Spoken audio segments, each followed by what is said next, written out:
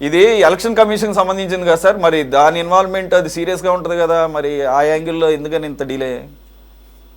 ఇప్పుడు అందరికీ ధీమా ఏంటంటే, ఇప్పుడు వైసీపీ వాళ్ళు చెప్పిన దాంట్లో కూడా ధీమా ఒకటే. అది ఆ ధీమా కేంద్రం మీద బీజేపీ మీద ఉన్న నమ్మకం అటువంటిది. అవసరమైతే కాపాడగలరు, అవసరమైతే బెదిరించగలరు. కాబట్టి నమ్మకం ఉంటుంది. వైసీపీ వాళ్ళకే కాదు, టీడీపీ జనసేన వాళ్ళకు కూడా అదే ధీమా. ఒకవైపున భయం, ఇంకో వైపున వాళ్ళతో ఉంటే మనకేం పర్వాలేదు అనే ధీమా. ఇవాళ దేశంలో జరుగుతున్న పరిణామాలే. రెండవది, సరే ఇది ఎవరి డబ్బు ఏమిటి రుజువు అవుతాయా లేదా అని వేరే సంగతి.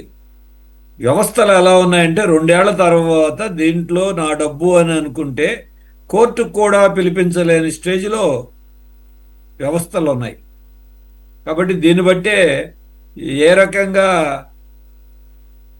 వ్యవస్థలు పనిచేస్తున్నాయనేది అర్థమవుతుంది. మూడో విషయం, ఎన్నికల కోసం ఎన్నికలకి ఖర్చు పెట్టడంలో కృష్ణాంజనేయులు గారు లెక్కలు చెప్పారు. తెలిసిన విషయాలు దాంట్లో ఏమిటి?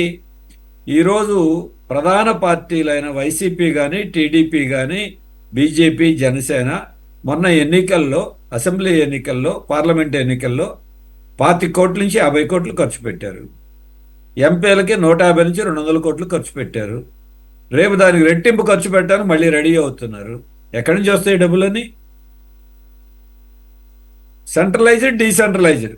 ఒకళ్ళ పాలనలో సెంట్రలైజ్డ్ ఎక్కువ, డీసెంట్రలైజ్డ్ తక్కువ. ఇప్పుడు సెంట్రలైజ్డ్, డీసెంట్రలైజ్డ్ రెండు జరుగుతున్నాయనేటువంటి అభిప్రాయాలు ఉన్నాయి. మరి ఇవాళ ఎవరి ఎస్టేట్ వాళ్ళు మళ్ళీ నెక్స్ట్ ఎలక్షన్స్కి కావాల్సిన డబ్బులన్నీ అంతకి 4 రెట్లు సంపాదిస్తున్నారు. గతంలో ఉన్న ప్రభుత్వంలో సంపాదించారు. ఇది కనబడతానే ఉన్నాయి పక్కకి. అందుకనే ఈ విషయాల్లో ఎన్నికలు లేవు, ఎన్నికల కమిషన్ లేదు. ఎన్నికల కమిషన్లు అన్నీ ఎలా వ్యవహరిస్తున్నాయో చూస్తున్నాం. డబ్బుల విషయంలో ఇటువంటి వాటిలో జోక్యం చేసుకోదు. సాధారణ ఓటర్లకి ఓటు హక్కును తొలగించడంలో స్పెషల్ ఇంటెన్సివ్ రివిజన్ తప్ప, దొరికిపోయినటువంటి కోట్ల రూపాయల విషయంలో కోర్టులు, వ్యవస్థలు, ఎన్నికల కమిషను ఇవన్నీ ఇంకో ఇంకో సంవత్సరం 2 ఏళ్ళు పోతే అందరూ మర్చిపోతారు ఇటువంటి విషయాల్ని. ఉన్నటువంటి పరిస్థితి ప్రస్తుతం అది. కాబట్టి ఈ స్థితిలో పర్టికులర్ ఈ కేసులో రుజువు అవుతుందా లేదా, లేకపోతే అది మద్యందా కాదా అనేది తేలటంలో ఇదవచ్చు. కానీ జనరల్ సీక్వెన్స్ మాత్రం ఈ పార్టీల విషయంలో ప్రత్యేకించి గతంలో మద్యం దాన్నే ఎన్నికలు కూడా ఖర్చు పెడుతున్నారు, ఎటువంటి సందేహం లేదు.